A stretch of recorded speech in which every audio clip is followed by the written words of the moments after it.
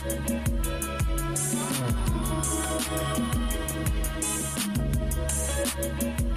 up, fam? What's up? What's up? We back for another episode of the Loquacious Thinkers. We are in our series for the month of mental health awareness.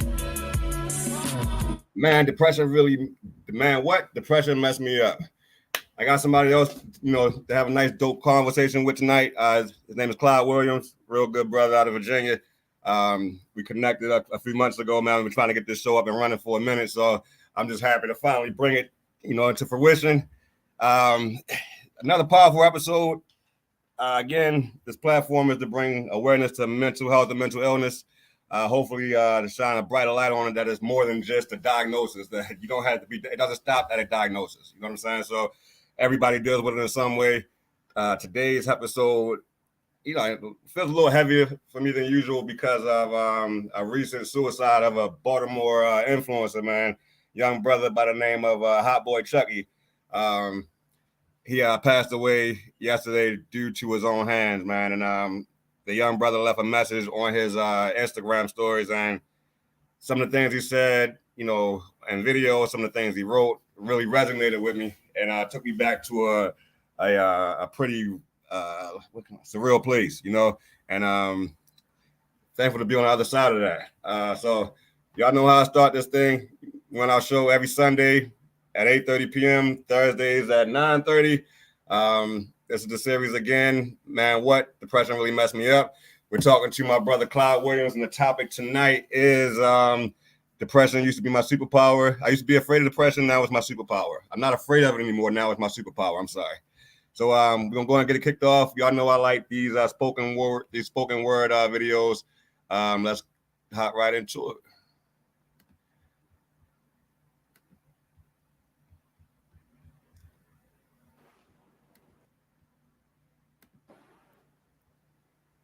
Tell my nephew I am sorry. Tell my sister I'm sorry she had to be the one to tell my nephew. Tell her I was afraid of her judgment. Tell my mother I wasn't bluffing.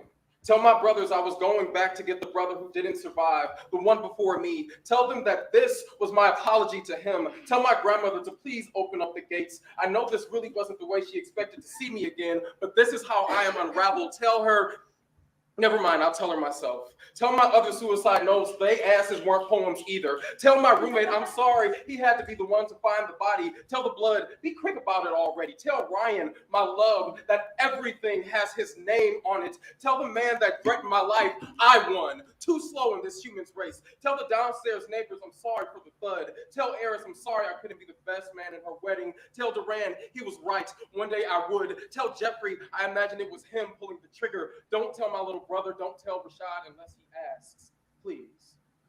Tell my father, if we make it to the same place, could you at least try to talk to me first this time? Tell depression, good game, I almost had you, motherfucker. Tell the psychiatrist, the medicine ain't working. Tell the floor, it was a beautiful final bed, a last pair of arms, a wooden womb of an exit. Tell my feet, stop running. Tell my body, keep the pills down. The volume in my stomach is coming up. Tell the volume, quiet. Don't moan. Tell the pain I said goodbye. Tell goodbye I said hello. Tell Jessica I know. Don't follow me. Tell Mobile Crisis Cleveland they are a sorry bunch of entitled assholes. Tell my ex-boyfriends to whisper my name. Now they know the sound of a dodged bullet. Tell the police I always leave the door unlocked. Tell them I won't bother them again. Tell them I'm fine. I don't need to go. I get to take what's mine. Handcuffs. Tell the ER it looks like temporary. Tell the ER I'm going to rename it my father's presence. Tell the nurse don't smile and hold my hand. Don't look like my mother. Don't tell me I can heal. Don't lie to me now. Don't give me stories to read. Don't name our laughter my nephew's smile. Don't you show me what I got to live for. Don't make me want this again. Please don't make me fight. I'm tired. No, I don't want it to be better. Better is only a father's presence. Don't wash off the scabs. Don't fix the brokenness. That is all that I know. Tell Renee. Tell Nurse Renee. Tell Renee I said thanks. Tell her I said thank you. Tell my nephew. Tell them all I said thank you. Tell God I said send another one every day. Tell Chocolate I said thank you. Tell Greek Yogurt I'm back. Tell them I am home. Tell them I'm home. Home is here. No matter what the shatter or the clatter, I am here. I am Miss Seeley here. I am so present. whoever he or she or they are, thanks. But next time, I won't be seeing them soon. Oh, man. Man, that was a deep one, man. And that shines some light on some of the things that people are dealing with internally, man, that they can't really express. And like I said earlier, you know, some of the things that the young brother, Hot Boy Chucky, said on his story last night, man, it really hit home as far as not just how I felt, but a few of the brothers that I've lost along the way on this journey that, you know, to their own hands. You know, it's you know, what gets you to that place is like, for me, or, you know, from a couple of guys I talked to, it is extreme sadness and heaviness, you know, throughout, or feeling that heaviness. But really, when you get to that place where you're making a decision and you're ready to go all out on it, man, you're not destroyed. You're not in this place where you're crying about, well, I wasn't anyway, in a space where you were, you know, like spazzing out, crying, and you can't do this anymore. It was kind of like, I spazzed out more when I decided to stay. You know what I'm saying? Like, and I didn't want to. So getting to that space, it was like a weird at peace. Like, you know what? I fought a good fight. I'm tired of fighting this. If this is what life is about, if I gotta keep fighting these demons, if I gotta keep experiencing these pains, I gotta keep experiencing the hardship of good intentions. You know, you just like, I'm out. I can't take it anymore. And it's not in a space where you say I can't take it anymore. I don't want to fight no more. And that fight, a lot of people are dealing with, man. It's not the average fight, man. It's not in a sense of. It's not in a sense of legit demons, man, in a space where but it's what things you think about, the things that haunt you, the things your past, some traumas that come back up, the feelings and the thoughts behind some of the bad decisions, or, you know, the bad scenarios that you've been through, things that you've just been minding your business and, you know, just stumbled upon you. It's I said in a post, man, like a lot of things that, you know, young black men especially deal with, it has like a street ingredient to it, and you don't have to be in the streets to experience this shit. And that's the scary thing about it, man, because you see guys struggling, man, but you really can't pinpoint it because they don't realize they're struggling. A lot of guys don't realize, like, the hollowness and the sadness and the anger they're carrying is actually a sign of depression. And you know, that's one of the main reasons I started this show. That's one of the main reasons I started having these conversations, because a lot of brothers I have talked to, they felt the exact same way that I do. And there's way too many people, there's way too many men out here suffering through the same thing, bro.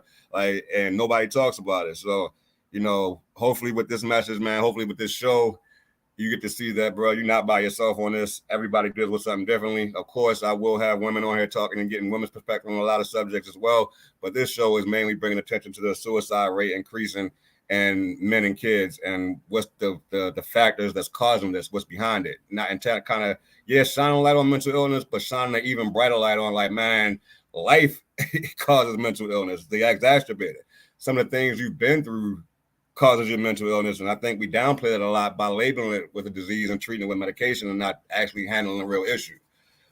So let's hop into it. I'm excited to bring you guys my guy Clyde coming up, you know, after this video. It's a combination of a song and spoken word from what's his name? One of the rappers out here, Joyner. Let me see, my bad.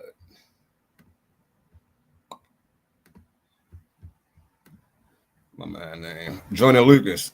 I don't know how I remember that, but that's another powerful song that I wanted to share. Kind of fits a nice theme.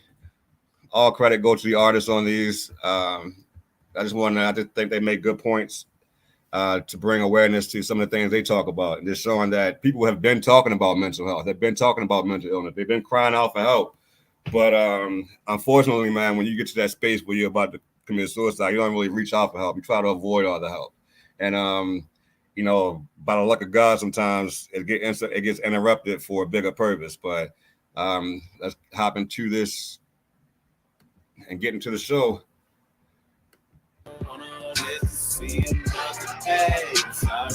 My bad. There we go.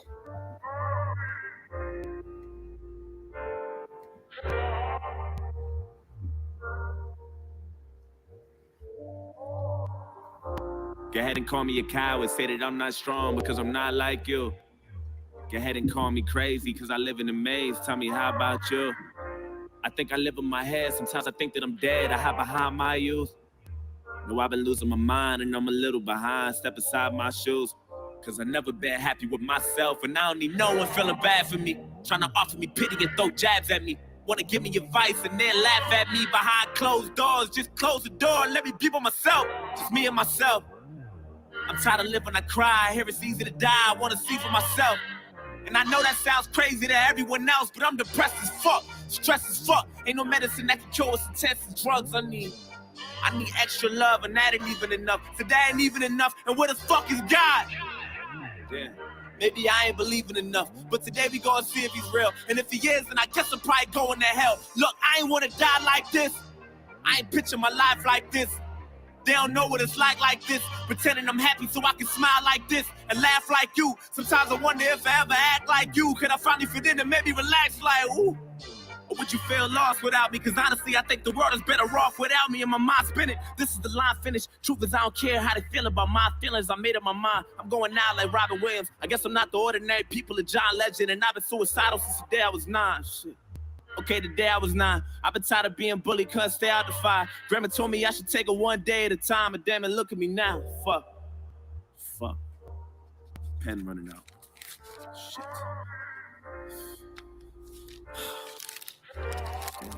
Look, just know it's a new day. But if you're reading this, then it's probably too late. Just make sure you tell my family it's okay. I'm sorry, but it's too late. I'm sorry, so much waiting on me. I don't wanna live to see another day. I'm sorry, but I can't stay. I'm sorry, so much waiting on me. Just make sure you tell my family it's okay. I'm sorry, but it's too late. I'm sorry, so much waiting on me. I don't wanna live to see another day. I'm sorry, but I can't stay. I'm sorry, so much waiting on me.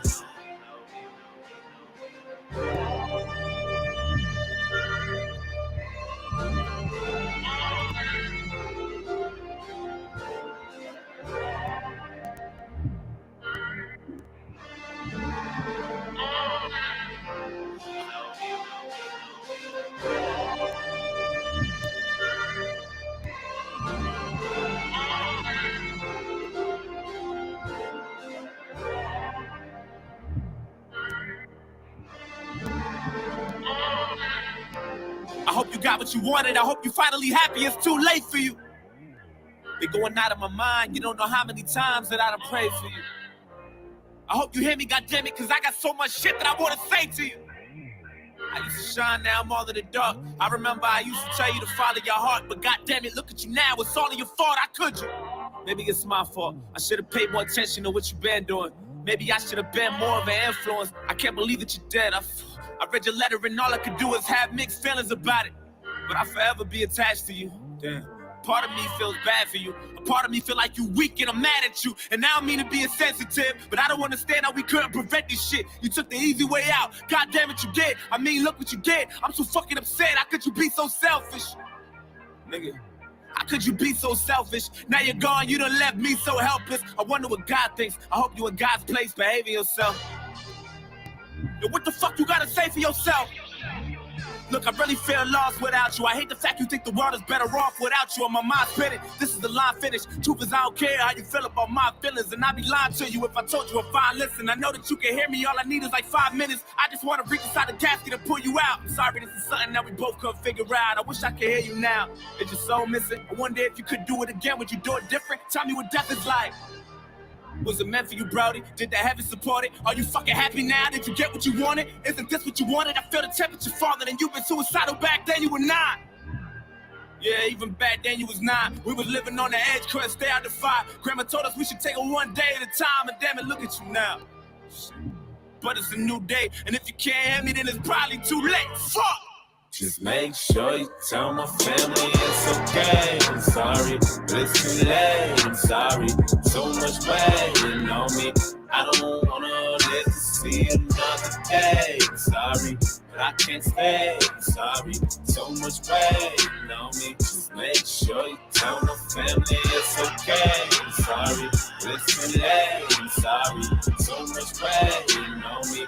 I don't wanna live to see another day. I'm sorry, I can't stay. Sorry, so much rain on me. Just make sure you tell my family it's okay. I'm sorry, but it's too late. I'm sorry, so much rain on me.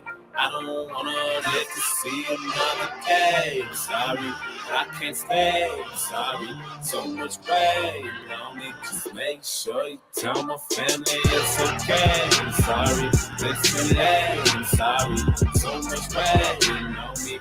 I don't wanna live to see another day. I'm sorry, I can't stay. I'm sorry, so much rain on me.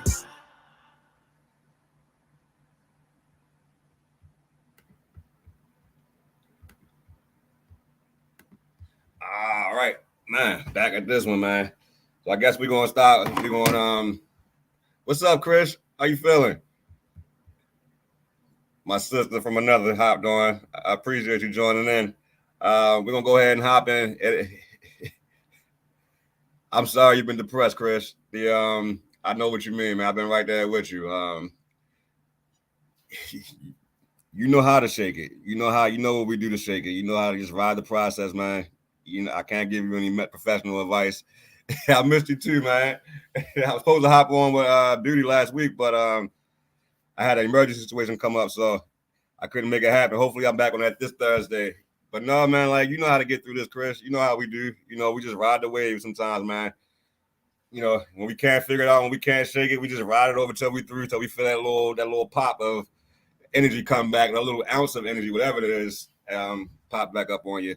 But no, man, we're gonna go ahead and hop back in the show. Like I said, tonight it's a little heavy, man. Talking about the young brother, the influencer out of Baltimore, Hot Boy Chucky, man, who killed himself yesterday. Talking about some of the things. I know, right? You see, I'm trying to deal with it without, man. I know what you mean. I know what you mean. I know what you mean. But you know how to, again, since you know what to do, you know how to handle that, right? And I'm right there with you. You already know. You gotta pick that phone up, send the type message, email. I'm right there on the other end of it. We're gonna figure it out. Yeah, I didn't know him either, man. He's an influencer out of Baltimore, a real young guy doing some big things. He was a young brother, man, a young entrepreneur, young father. Very popular, know a lot of people. So, to see somebody to see another brother get to a place of pain like that, man, where he just, the only option he sees is that. The only thing he wants is that. You know what I mean? That's a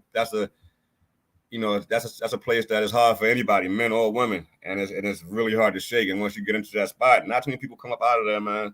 So that's why I'm extra cautious on trying to avoid or allow myself to get to that place.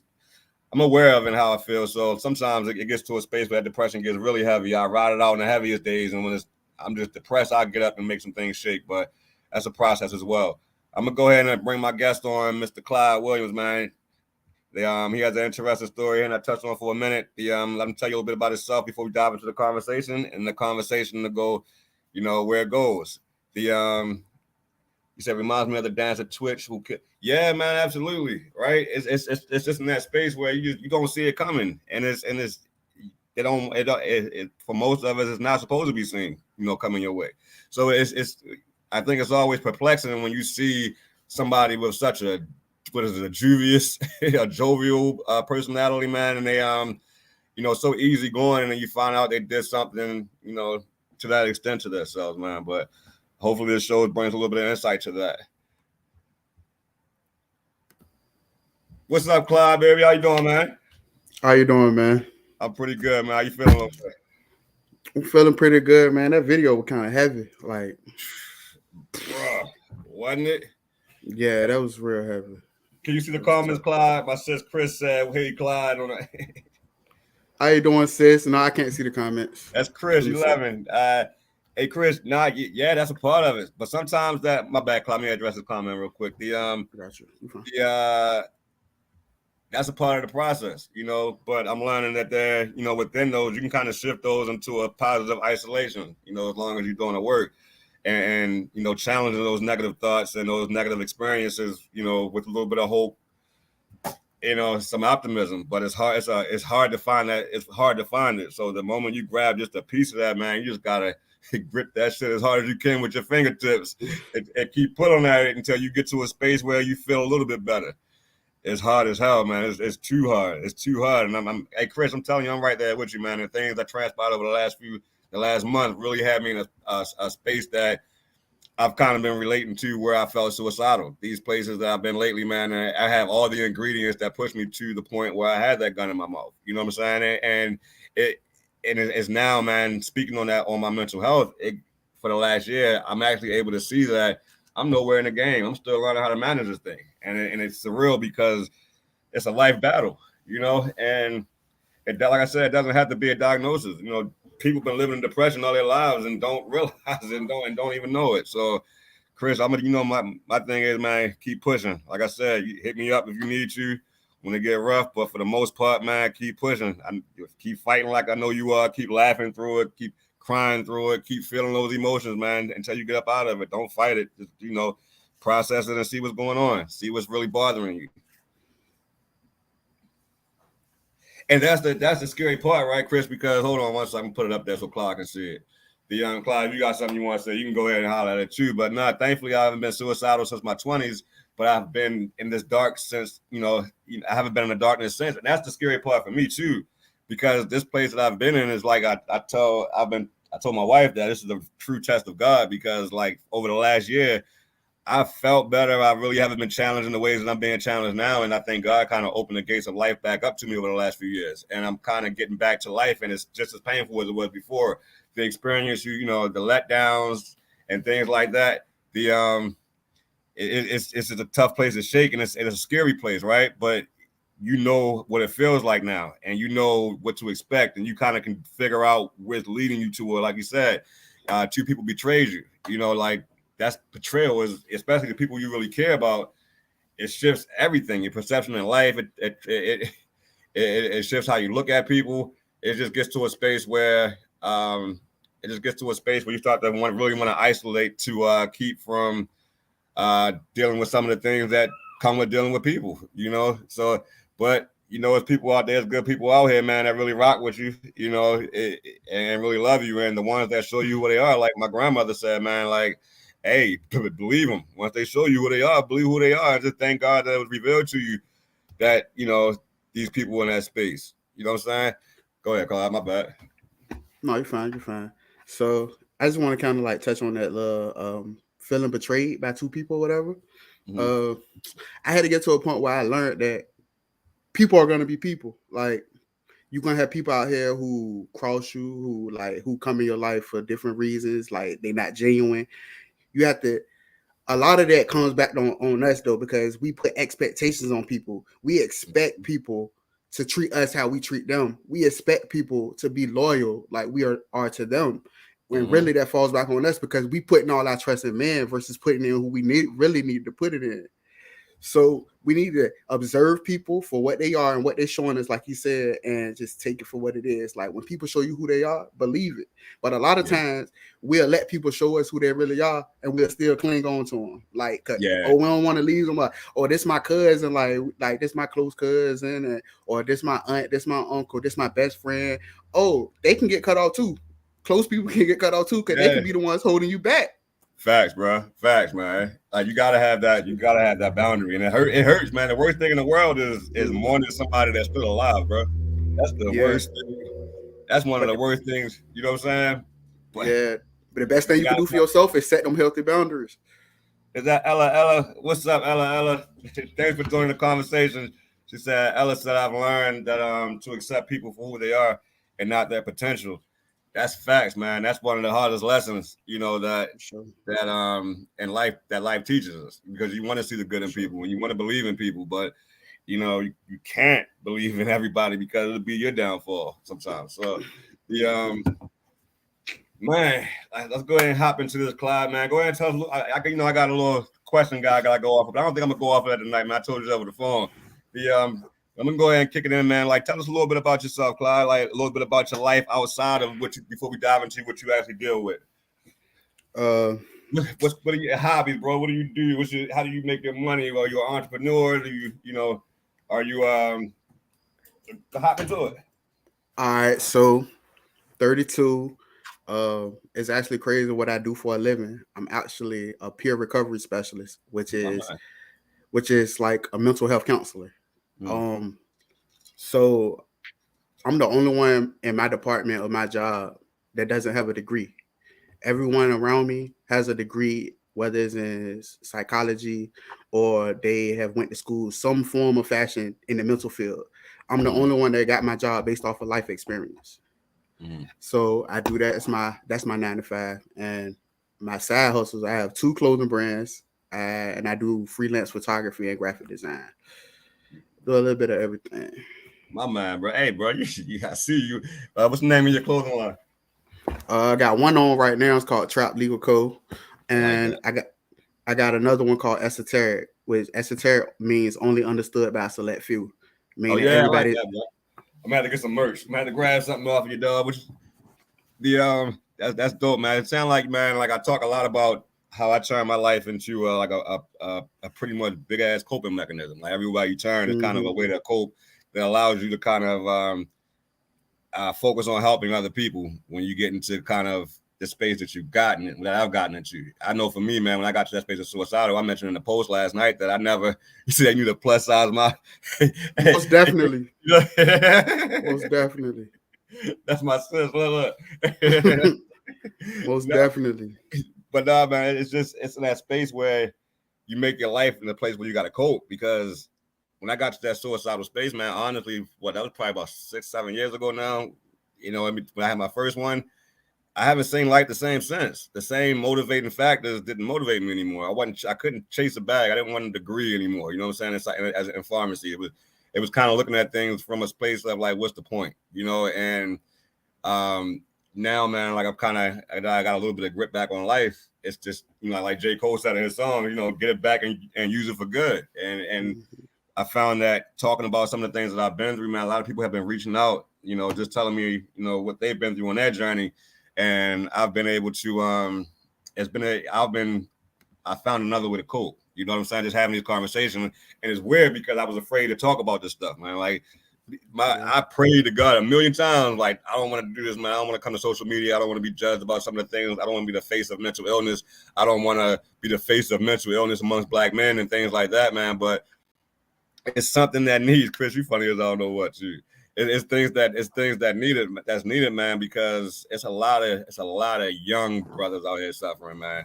It's a lot of young women out here suffering. It's a lot of people suffering, man, and don't realize that and they feel guilty about it. You know what I'm saying? So like life brings this shit on. You know what I mean? Like, no doubt, Trish. I know y'all had to push me to this point. I'm still working on it.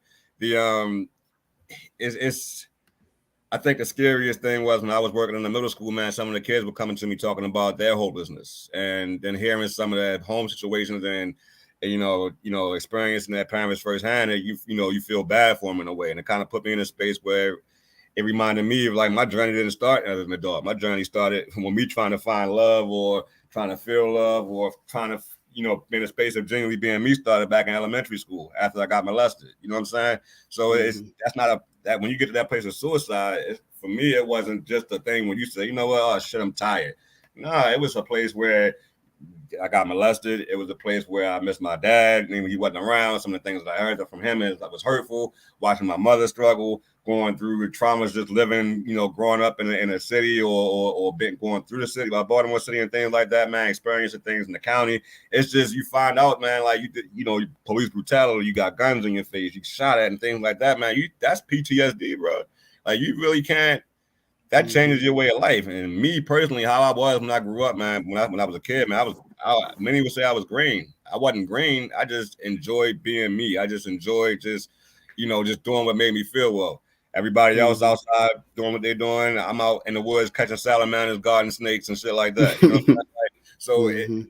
So it just gets to a space where realizing that when people, where especially men, get to a space where they commit suicide in their 20s and their 30s, that you got to realize how long some of these guys been fighting. You know what I'm saying? Like, sometimes that's 25 years, 20 years, 30 years, and they constantly getting hit over and over again. You can't, it's hard to find motivation in life when you're just getting beat down like that. You know what I'm saying? So you take all of that, what, especially like Black men, what we go through, not even just Black men for real, but definitely us. Yeah. And you add on the fact that as a black man, we're raised not to show emotion, not to Yeah. tell people, not because if we show emotion, that's a sign of weakness.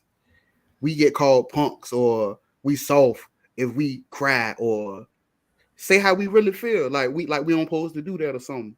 And you Yeah. take that and you tell somebody not to show their emotions for 15, 20 years. How else you think they're gonna feel when life whooping their ass? Like for real, like Yeah, and it's crazy too, man, because it's something like a lot of times, like it's some brothers out there, man, I've never heard that. You just adopt that mentality from the environment that you grew up in. Chris, yeah, you can cuss, Chris. Yeah, and hopefully there's no kids up on here at 8:30 at night on a Sunday night. So nah, go ahead. This is the adult show. That the kids show coming in soon. So, but no, man, it gets heavy, right? And Ella says that I believe most men don't have a safe space to be vulnerable. And I'll say, I know for me, man, my safe space was talking to another brother that tell you, just reminding you, like, bro, it's this life, dog. You gotta, you got what you're gonna do. You gotta beat you or you're gonna keep going. You know what I'm saying? Like, it's just in a space where it's in a space where, as a man, you're conditioned. It's embedded in you that you gotta handle your thing. You gotta handle your business. So a lot of times when things that you're self-conscious about, insecure about, are echoed out in the world or manifested in your life, man, it takes, that's a demon that most men can't deal with. You know what I'm saying? Like it's just dealing with failure and hopelessness and guilt and not really facing some of the things and accepting the past, man. It kind of puts you in a space where you just like, this is life, you know what I'm saying? But even then, some have accepted that life and that path, and this is their way. They're at peace with going out. And I've learned, man, like, yo, like suicide is so taboo, man. But you can't blame people, man, for getting out of there, man. Like that young brother said that he was dealing with some guilt, from the death of some of his friends and just dealing with love and he was just all out tired, man. So when you're dealing with somebody like that, believe me, the stuff that he said on that story, it didn't touch on a tenth of what he really felt, or the things that he was carrying that got him to that point. You know what I'm saying? So it's hard, man, because I've always seen, for some reason, bro, I can always see that pain in another brother's eyes. You know what I'm saying? Like, and I asked about it, like, "Oh, you good?" or something like that, man, because that's a different type of look you got, man. That lifeless look that you have, man. It's not really a sad look. It's not a look of hopelessness. It's just a look, bro, they give you where you just look in their eyes and like that. Hey, bro, you all right, man? Like, what's up with you, dog? Like, and every time, bro, it opens up like a floodgate of some things that men are dealing with, bro. And some of the things that some of the guys that I talk to, man, they dealing with some major shit, bro. Like they dealing with some shit, man. With one of those situations is have somebody in a space of wanting to kill yourself. You know what I'm saying? Like, so. Like I said, hopefully this show, man, gives a little bit of transparency as the not like the suicide portion of it, but what leads up to it. And I've been talking for the last year about some of the things I've been dealing with. So I wanted to give the platform, to other people to come on here and give, what it looks like for them. And as far as not just mental health, man, but I like to talk about first of all, what you deal with mentally, you know what I'm saying, and like, where do you think it came from? You know what I'm saying? To take the stigma off of that mentally ill portion of it. Like, it's not always an illness. It's some shit that triggered this. You know what I'm saying? So I'm going to go back to it and ask you again, Clyde, like, bro, what kind of obstacles do you deal with mentally, man? Like, what jumps in your way every now and then?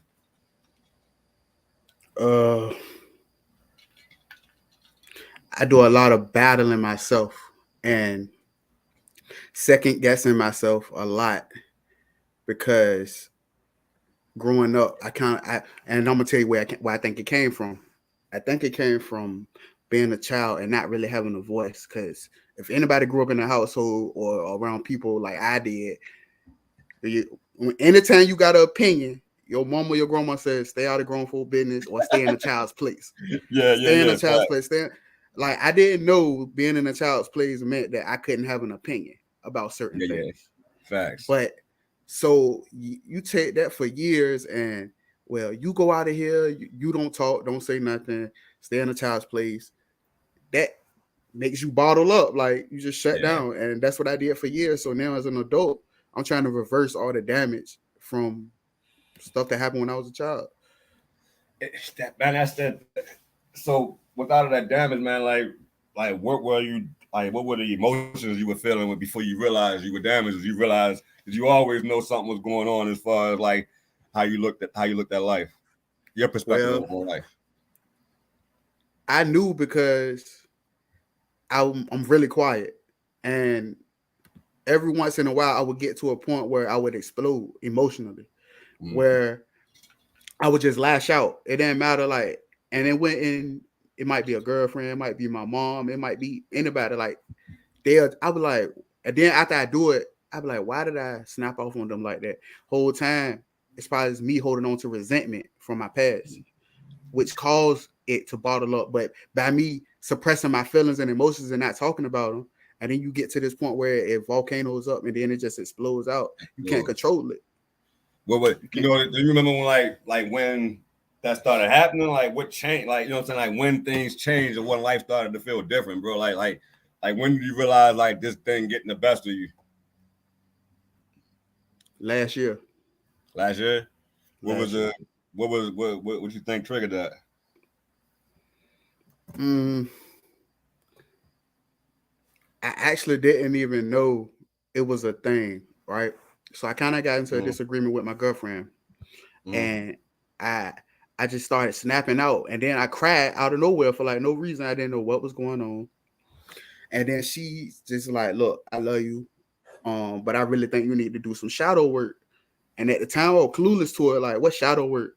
And she said, shadow work is when you look into your past and your childhood traumas and stuff and see about like the stuff that you went through causing you to act the way that you act now. So then I started thinking back. She was like, you know, some of the stuff that you open up and tell me about how you felt growing up with your mom and like just being raised a certain way. She was like, yeah, it's like, you don't think none of that plays a part in how you act now? So then I had to sit down and think like, okay. So then I started journaling, started writing everything out.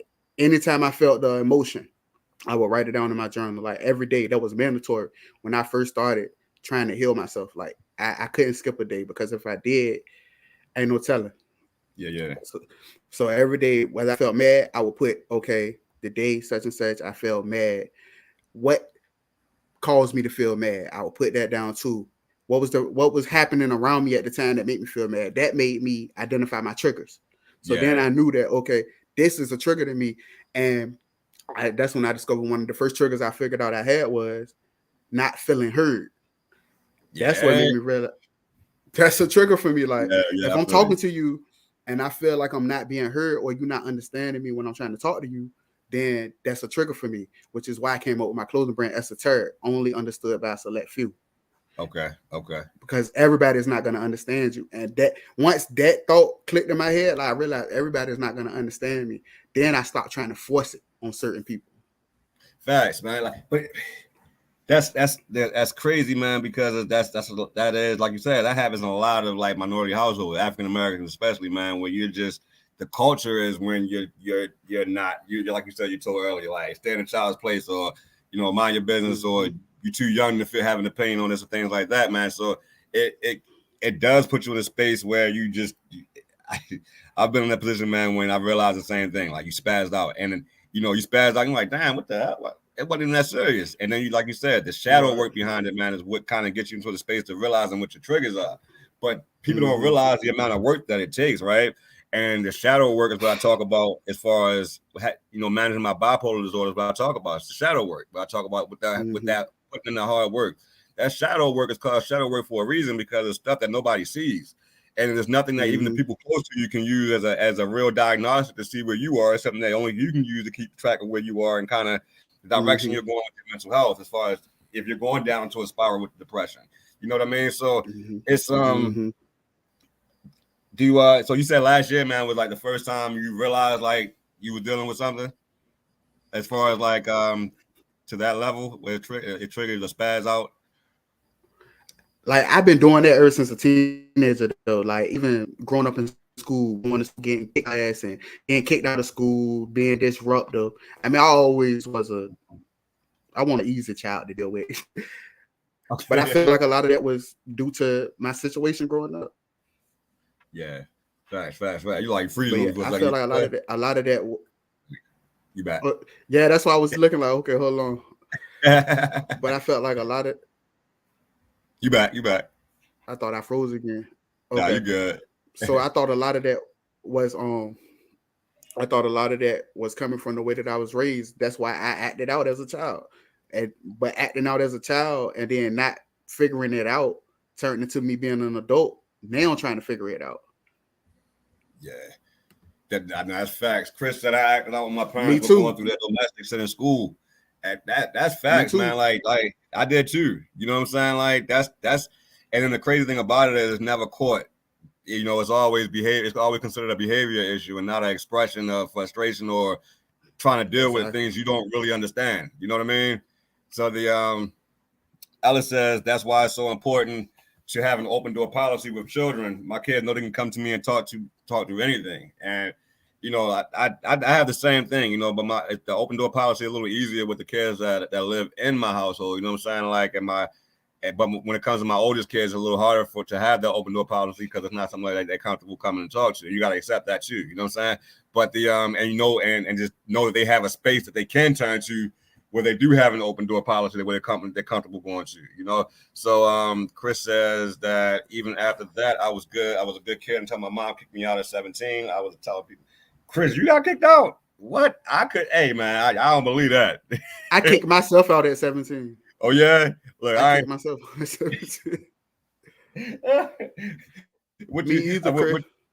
I could never go to my mom or anything. I think to this day, really, like, man, so weirdly, like my mom feel like I can.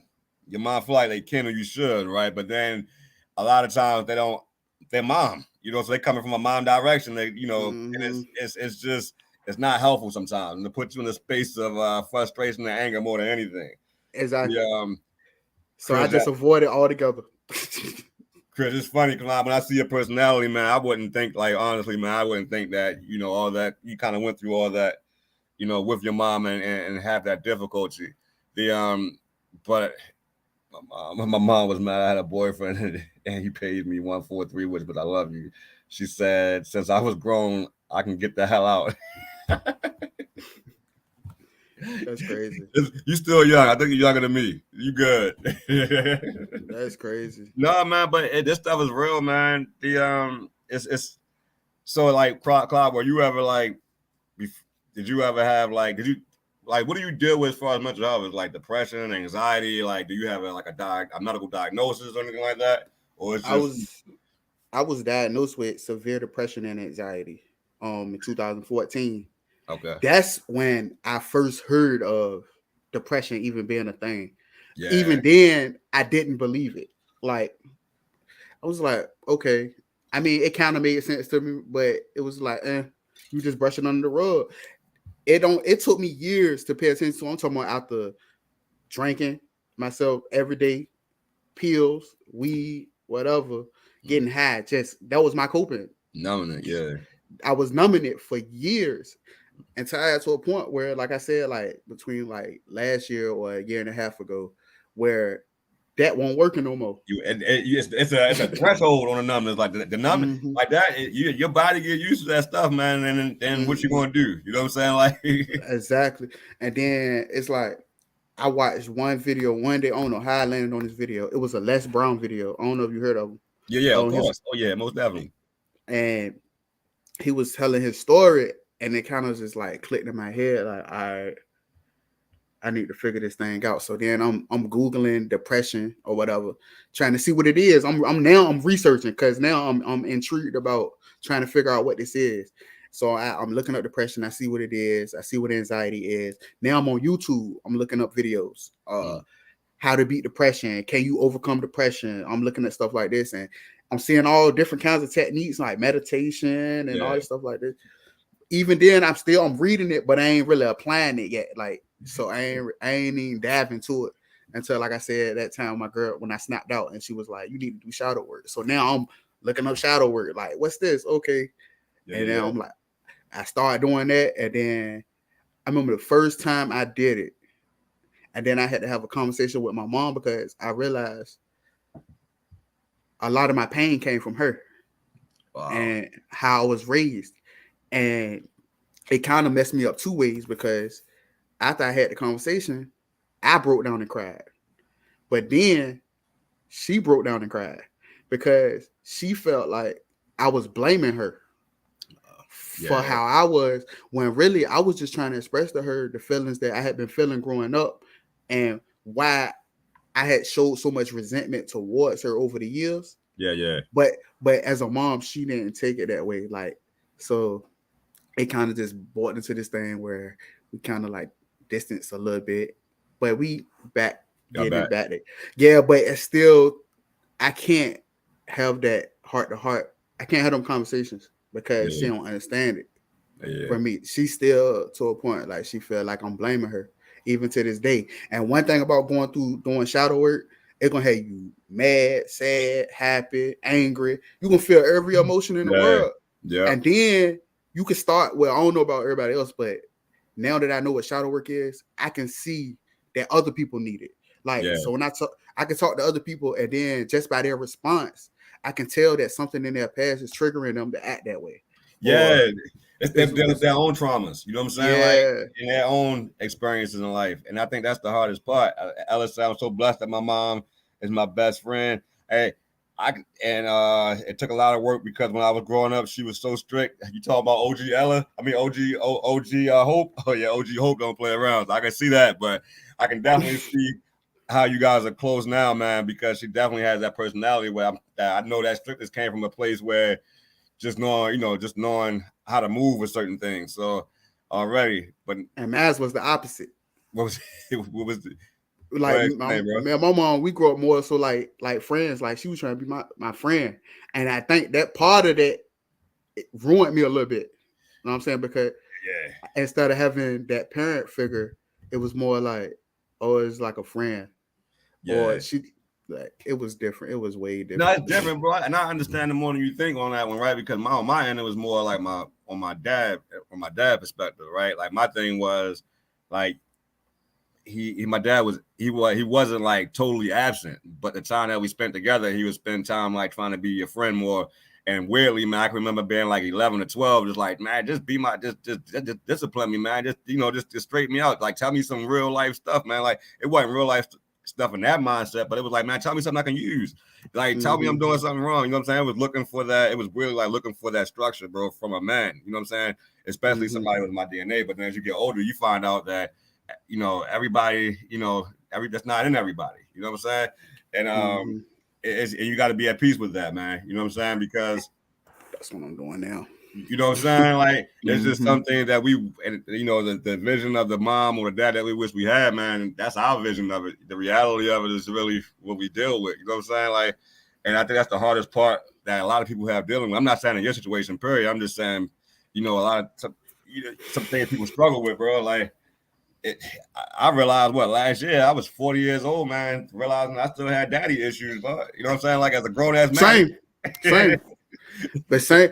And then, like, I had to get over mine because my daddy died Christmas morning, my senior year of high school. So I carry a lot of regret too, because before he died, we had got into a disagreement, and I tried to fight him. Yeah. Because him and my mom was going back and forth, and I had got up into like I was like 17. So I felt like a man for real. And then him being in and out the house for real, like it won't really like. I say I had a good dad, because I mean he did what he could, of course, but I ain't like father of the year. So then he passed away. I'm like, I gotta figure all this out myself. So now I'm grown, like I'm like, ain't no guidebook to this. Ain't no rule book to tell you how to become a man. You really gotta figure it out. So you said you were dealing with depression like since you was 14? That right? Or 2014? You said 2014. 2014. What year was that? What year your dad passed away? 2007. 2007? Yeah. Man, what do you think like caused the depression? Like, what major? I know it was a combination of things, but what do you think was that cocktail that drove you into the severe depression you were diagnosed with? Probably grief. The grief. All that. I lost a lot of people from the time I was maybe like 11 until now. Damn, bro. I probably got about 20 some obituaries. Damn, bro. Sorry to hear that, And man. That's different, man. yeah, like my first encounter with death was my friend when I was 11. He was 12 and he drowned in a retention pond. And it was like a pond that they dig when they doing construction. Yeah. We thought it had froze, you know what I'm saying? So we was out there playing on it, just being kids, like we kids. Like we playing on it. First day, we get wet, we go home. My mama said, "You better not carry your tail back out there, you on punishment." The next day, they go back out there anyway. He fall through the ice. They found him 4 hours later. He had drifted down the other end, and he died. Like that, and that was my first like real encounter with death for real, for real. Do you remember like the thoughts you had like around the situation at the when you were that age, bro? Not really understanding it, but understanding that he won't coming back. Yeah. Like I didn't understand really what death was. Like it wasn't no concept to me. Yeah. But I knew like he won't moving, he won't talking, he won't coming back. Like I grasped that part of it. It wasn't until I got a little bit old and I realized like, okay, because it started happening more frequently. Now I started coming to the terms like, okay, everybody gotta die. But that's hard too, bro. Like I know it's hard for me, man, because I have a like even though I got to the place of suicide, bro, before that, man, even now a little bit I have a fear of death. So that's a little sign of that's a sign of how powerful that suicide shit is, man. Because if you have you get to a place where you willing to embrace something you're afraid of, man, that's a different level of exhaustion, dog. That's like cancer patient exhaustion, bro. Where you just like, you know what, I'm tired of being in this pain, bro. Like make it end. You know what I'm saying? I battled with. I ain't gonna say. I don't want to say because it's such a touchy and serious topic. I don't want to really say I dealt with suicide because I never tried to kill myself. But I definitely used to contemplate it like heavy to the point that I used to be a cutter. I used to cut myself a lot. That's interesting, bro. As a teenager. You know, because I said that's interesting, man, because you always hear from like the Caucasian perspective of cutting, right? But you don't hear too many African Americans talk about it, at least in public. But it's just that number is just as prominent in the black population as it is in the Caucasian population, and it's just as prominent in any other population that's going on. You know what I'm saying? Exactly, but that comes from not feeling heard because now I'm cutting, hoping somebody asks me why I'm cutting myself. I'm doing it, hoping somebody sees these cuts and says, "Are you okay?" Versus seeing my parents fuss with each other, they going back and forth, and me feeling ignored, like on a daily basis. And this was my life. This was my childhood. I remember times being 2 years old. I remember vividly my dad and my mama getting into it, my mama crying, he stormed out the house. I'm just a baby. I'm crawling in the bathroom, grabbing tissue, crawling in my mama's room, crawling on her bed, wiping tears out her face. I can remember that. Like, I can like stuff like that. I understand, man. And it's not like you can remember everything, but it's like certain things on it's certain things that you can remember, man, that kind of sparks that hold up. What you say, Chris? How does that work, Chris? Where you punch yourself at, Chris? I definitely used to punch stuff, not myself, bro. That's some anger right there, Chris. That's some real anger right there. I can't, man. So talking and abdomen, but it is, you know, like I'm not laughing at it, man. Like I'm really in a space where like you really don't. I'm not laughing at that. I'm in a space where you really don't realize how we punish ourselves. You know what I'm saying? There's so many different ways we do it, and it's funny. It's not funny, but it's interesting hearing your perspective towards cutting versus talking to Ian last week and hearing his perspective on cutting. You know what I'm saying? Like Ian's space was more of a release to let go of pain. You know what I'm saying? Like to feel something different. And on your end, it's more of a space where it's like, hey, no, I want you to see this. Like, hey, look, there's something wrong, bro. Like, stop arguing and notice. Pay attention. You know what I'm saying? Right. That's the same thing with going to school, disrupting class, fighting, getting in trouble. All that stuff is attention. You attention seeking because I didn't really have no business going to school trying to be no class clown or talking junk to the teacher, fussing and cussing teachers out. I should have been doing my work. But now I was going to school, getting in trouble. And guess what? Still didn't get punished. So it was pointless. It was pointless. I would get kicked out of school and not get in trouble for it. I would get talked to, and my grandma would probably like discipline me or something. But I stopped getting beatings at like 9 years old. Yeah, yeah. Like I told you, because I grew up more like a friend than a child. So it's like a lot of that cocktail is real strong, man. Cause it's a lot of stuff inside of it. There's a lot of stuff mixed in there. Like, hey Chris, I'm curious. Like, put in the comments, like what kind of things trigger you to make you like to punish yourself to the point of punching? If you don't mind putting it in the comment. I will constantly not eat or drink anything. Only time I will did. The time I did cut was when I did try to. Sometimes I do that now. To this Really? day, sometimes I don't eat, like, and it's kind of, I don't do it on purpose now, but I had formed a habit of not eating food, like just pretty much like starving myself. Like I'd have been 3 days without eating anything, just drinking water. Like, but now unconsciously I do it. So now sometimes I only eat once a day. Yeah, facts. I can see that definitely. But that's a part of depression, man, where it takes away like all your like the things that you naturally need and want to do to survive. You know what I'm saying? Like, Ella, like, so Ella, I would just unconsciously not eat or drink anything. Only time I did cut was when I did try to unbirthday myself. Ella, that's crazy because I didn't know that you ever got to that point. Like, you know, I didn't know. I'm sorry you got to that point, man. Like, I'm glad you didn't. I'm glad you didn't unbirthday yourself, Ella. That would have been some heavy shit, man. So so Chris said, to answer the question that I asked her, she said I would notice myself doing it even if it wasn't a pregnancy scare. Wow, I mean that's powerful though, bro. That's Chris, that's powerful shit. Like because it's in a place where like were you doing that in a space of like you were mad at yourself, or were you doing it in a space of literally like what was your perspective on expressing it that way? I can't believe that the way them brownies used to taste, Ella. I can't believe you ain't used to eat, man. I used to look forward to them brownies. Matter of fact, I still want some more. You still owe me, I think, a batch of them, right?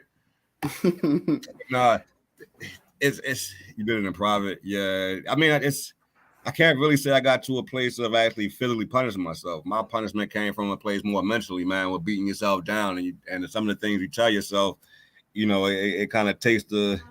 It takes the life out of you just as much, you know. It's like being verbally abused in that space, you know. But and it gets to a space where my abuse would have been, man, that trigger, you know, when I pulled behind that police car a few years back. So it's just, man, like hopefully, like even in this conversation, it shows that the spectrum of dealing with traumas and things like that, man, is so broad and so wide that you can't effectively treat stuff like this, you know, and now then you start to see some of the issues that you're having in healthcare, man, where, you know, it seems as if, you know, it's a disaster. It is a disaster. It's not, we don't have the proper resources to support anything right now. We don't have enough people in it to support the amount of people that are struggling.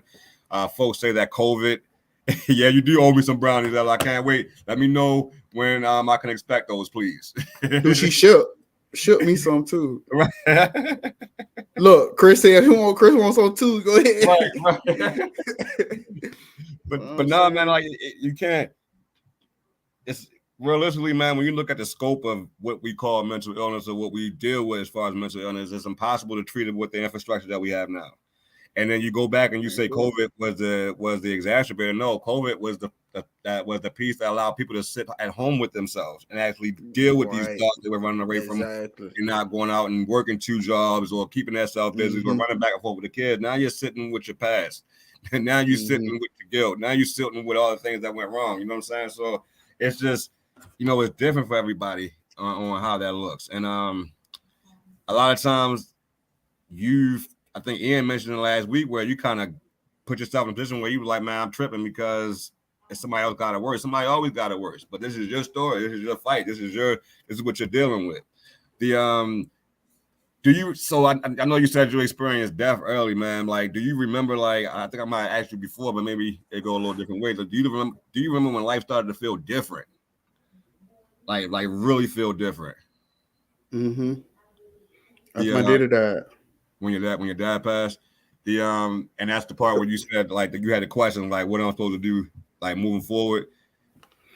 Yeah, like between the time like all right, this is how I know it was different because last year, like I said, when I started my shadow work, I looked back and the time from my dad dying up until the time I tried to learn shadow work a year and a half ago was a blur. I didn't remember any of it. I couldn't remember hardly any of it. But I can remember stuff that happened when I was 2. So I know that between the like in that gap, I had to been self like medicating myself to the point where I didn't remember any of it. But like my dad died like Christmas morning, my senior year. Boom. My mom didn't want to live in the house no more because of the memories or whatever. So we left everything at that house, moved in with my grandma. 3 months later, my grandma died. What, bro? This is like, it started happening back to back to the point where I started losing like 2 people a year. Like from 6th grade to 12th grade, I lost somebody every year, like a classmate, man, or somebody close to me. Like, so that's why I said grief, because it was no healing because I still wasn't talking, and then people were still dying. So I had got to a point where I stopped feeling like I was living. I started feeling like I was just here to be life's punching bag, and then being sentenced to die. Like it's like a curse, right? Like it's a like goddamn I'm cursed out this motherfucker. Like that's exactly how I felt. Like it's weird, bro. Like it's so good. But I don't like, bro. It's mind blowing that you were able to deal with the amount of grief that you dealt with, man. Like I'm speaking from my experience because death is one of my toughest things to deal with. Death is something that really, man. Like I think after I lost the people that I've lost that were close to me, man, I've never kind of been able to like face death. I can't go to a funeral unless I absolutely have to. I don't go no more. You don't like it's different, bro. When you get into that space where you like. It's funny, man, because you'll hear people say that they've never lost anybody. You know what I'm saying? Like, or you will see. I've talked to a guy where they didn't lose that. They didn't have that first real. One of my friends of mine, he didn't lose anybody in that way until he was in his in his 50s right now. You know what I'm saying? So it's in late 40s. So it's in the space, man, like where it's in that space, bro, where again, like people don't know you lose. It feels different, right? Like losing a friend. To illness is different to losing a cousin to a murder. You know what I'm saying? Like losing, watching, somebody that you are looking for life advice is different from, knowing somebody you used to work with. It's different levels to, to losing people. But at the end of I don't handle death well, bro. So the fact that you were able to, kind of sustain, all of that time and function, push through losing those type of relationships, man. Like I gotta give you your roses, bro. Like that's some tough shit, dog. Like that's a strong personality you got there, man. That's a strong will you got to fight through, man. So don't take that for granted, bro, at all. I definitely appreciate you. Like it's so much. Like for years, I carried a lot of burdens. I carried a lot of regrets because, like, even like one of my closest friends, he got killed. And we talked.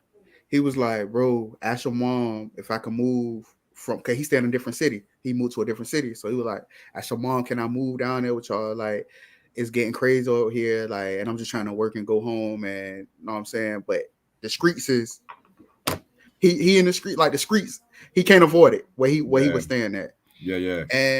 And before I even got the chance to make some shape, he got killed. He got shot 7 times. Damn, bro. Sorry to hear that, man. That's the traumatizing part of life as far as like I was speaking on earlier is like black men, bro. Like the way you lose people. You know what I mean? Like the getting shot 7 times, man. That's not that type of anger, bro. That type of anger that it brings upon yourself, man. That type of resentment, that type of on edgeness, man, and where you like, hey, I don't want to do nothing to nobody, bro, but my PTSD will make me respond in a way that you and I both probably regret. You know what I'm saying? Like, so exactly.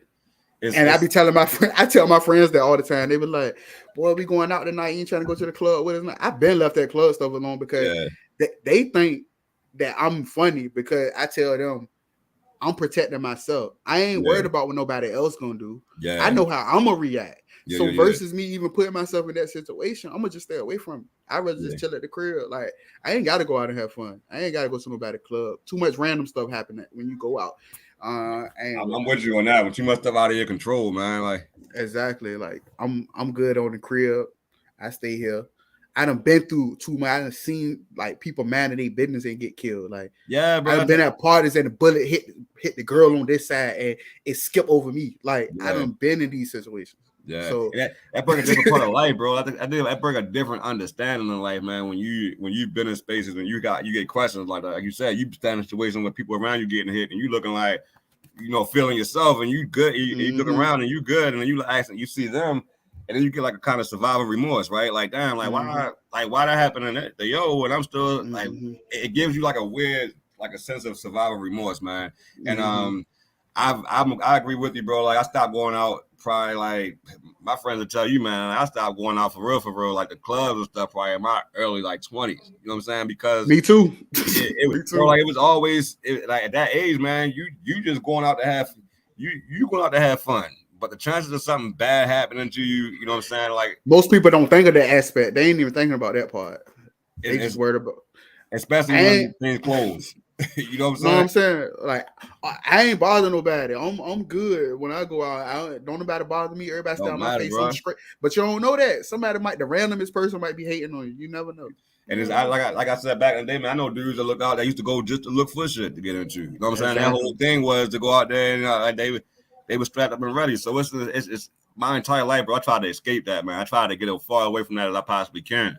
And it's weird, man, because a lot of people, I was telling my wife, hey, I don't think a lot of people knew I was from Baltimore or that my family's from Baltimore, man, because I didn't really talk about it until I moved out here in Montgomery County, and people would ask, like, where you from? But I've never really been in a space where, like, my family is on, like, all over Baltimore, like, you know what I'm saying? Like, I've never wanted to, I guess, project, like, enjoying being in that space, bro, because I knew what came with it. And I've always been blessed to have somebody in my ear kind of just telling me like or buying into me and doing everything they can to not get me into that space. But bro, like I said, like you don't have to be in the street to experience bullshit that you get in the streets. You know what I'm saying? Like it's dangerous out here for black men. It's dangerous out here for minority men. You gotta look out for police. You gotta look out for your own people, man. You gotta look out for your friends. It's brothers killing brothers. It's cousins killing cousins, man. Like you really gotta get into a space, bro, where you realize that the world we live in it sparks PTSD. It's dangerous not doing nothing. So as a black man, so you add in all the extra stuff that go along with it. You can't even, man. Shoot, I wish people seen it the way I see it, but bro, hey. you wonder, right? You wonder like why do they not see it or they choosing to look past it? You know what I'm saying? Because some people just naive to it though. It ain't like you said. It ain't meant for everybody to understand. That's why I don't even force it no more. Like I voice my opinion. Like I said with esoteric, like I'm gonna voice my opinion. I'm gonna tell you how I feel. If I feel like you don't understand it or you just trying to fight back with what you think is right, you got the conversation. You got it, bro. Like, I'm wasting my time. I ain't even got the energy. I ain't got the energy to try to convince nobody or nothing no more. If you don't want to take it, that's on you. Yeah, no, facts, bro.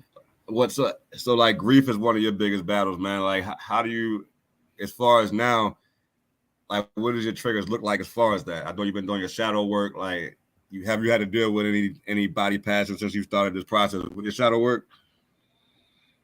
Have you any relations? Nothing, no, none. Okay, any relation that? So how you like? We talked earlier about how mourning, like somebody that's still alive, is worse than mourning somebody that has passed. How did what's your perspective on that one? It's hard, especially like with my mom, because that's one of the hardest ones I'm having trouble with cutting off. Yeah. And I just moved in with her, like, cause she got sick. You know what I'm saying? So I be trying to talk to her, tell her like she need to be healthy, do stuff like I'm just trying, but the same stuff I'm telling her to do, I'm doing myself. I'm getting out here in the morning, I'm going walk. Well, come on, walk with me. You know what I'm saying? I'll walk at your pace, eating healthier food. Like, Mom, I'm fixing dinner. You want to eat what I'm eating? Like, no, I don't like that kind of food. You eat, you too healthy for me. She want to get fast food. I mean, I understand. Like, you get every once in a while, that's fine. But we bump heads too much. Like, no matter what I say, like she just don't understand me. So I don't even try no more. I still try because of my mom, and I don't want to give up on her. Like, make it seem like I'm giving up on her, but I gotta keep my sanity too. Okay. No, that's fact, but that's the fight in the two, man. Because that's when you go through this process and you learning like the best way to manage your mental health, whatever you're dealing with, is by having the boundaries, bro. Like you, in your mind, when you coming up with these boundaries, like, all right, bet I'm gonna do it. But then when you gotta actually implement them, and sometimes the people you have to implement them with, man, like it's scary because those boundaries can spark somebody to say, you know what, after this I'm out. You know what I'm saying? Like especially Exactly. I'm about to say with her. Go ahead. with her, you know what I'm saying? Like, so in your mind, you like, I create this boundary for my protection of my mental health and my peace, right? But then the person on the other side of that, let's say a spouse or a girlfriend or significant other or your mom or somebody, father, or brother, like when it comes time when you realize like, damn, no, you really not, respecting or taking what I got to serious, like you at that hurtful part of realizing like, damn, all right, bro, this is what I gotta do for me. You know what I'm saying? Mhm. Like, and I can't worry about how you take that. I gotta know that. And that's what I go through now. Like I like I said, I moved in. I left my home. I had a house in another city. I moved over here because she got sick. She was in the hospital for like 14 days. So Wow. you know what I'm saying? Like that's Mom Dukes. My dad already gone, so I'm gonna do whatever. You know what I'm saying? So I moved over here, but now living together, it kind of took me back to childhood. Like that rebellious, that bumping heads, that resentment, all that stuff kind of came back up. Like when I moved back in with her, but like I said, You think that's more something you dealing with, or you got to work through, or you think that's something both of y'all kind of? It's a lot of me having to deal with, and me, because anybody else that I got to cut off, easy. I don't have no problem. Like life don't talk to me like people come and go, so I ain't got no problem with cutting anybody else off. But it's just that Mom Dukes, it's a little different, man. Cause like we bump heads, but at the same time, you did everything you could to raise me. Like in fact, I can't be mad at you. so it's like we bump heads, but I gotta keep sticking with it because you stuck with me. Like even though you might not have stuck with me or raised me the way that I would have liked, meaning being more open, allowing me to come talk to you, being in open space instead of trying to be my friend, like actually really teaching me. Yeah, I would have wanted that, but at the same time, I gotta realize, like I said, I can realize that she may have her own shadow work to deal with. So the way that she raised me has a lot to do with how she was raised. And that's what generational curses come from. So I see things for what they are, and I don't take it too much to heart no more. Like I do because of my mama, and like, why are you trying to die on me? Because I'm trying to keep you healthy as long as I can. You know what I'm saying? So that was my next question to you. Bro, like even with like, how do you manage like your trick? Because you're in a situation that can be pretty triggering, like with losing people, right? Like you said, mom was in the house for 14 days. You trying everything you can to get her to eat healthy, trying to be healthy. She's fighting you on it. Like, how do you manage your trigger towards grief or possible grief or dealing with a situation you and your mom are in now, bro? I think about it often, and like even like you were saying earlier, I deal with that myself. My anxiety goes up, like thinking about my own health and thinking about myself. So that's something that's, I don't know, out of nowhere, it just came back. I thought I had really got over that fear of death and that anxiety and all that stuff like that. You know, where your mind just go to like something bad gonna happen, like you just feel it. And the depression, that's one of the things. Like I think people, well, I know me, and I hear other people explaining it, man. When they be like, we're dealing with bipolar and manic depression, it always feel like death is like right over your shoulder. It always feel like, you know what I'm saying? It always feel like it's like right on you, like it's breathing on your neck or something like that. You know what I'm saying? So so do now, you think that, go ahead, my bad. No, go ahead. What you like? Do you think like you get into a space of being like combative, a little, not combative, but like honorary, I guess. You know what I'm saying?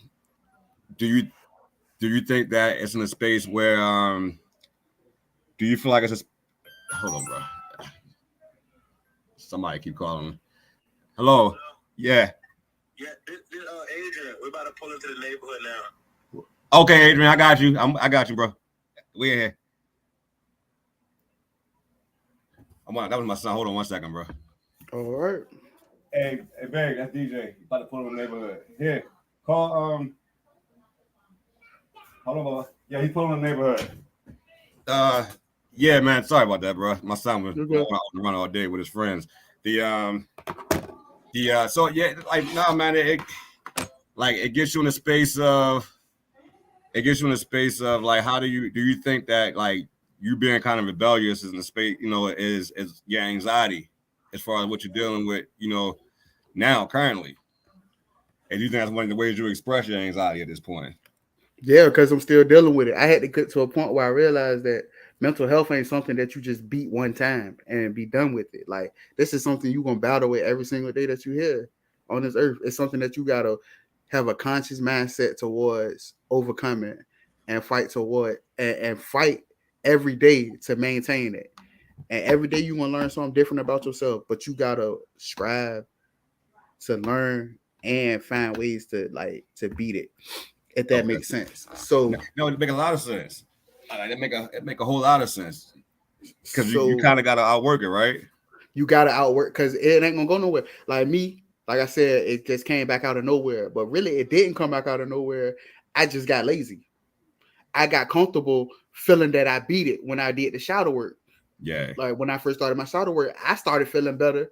So the things that I was doing to help me feel better, I stopped doing them. When really I should have been going twice as hard to get way ahead of it.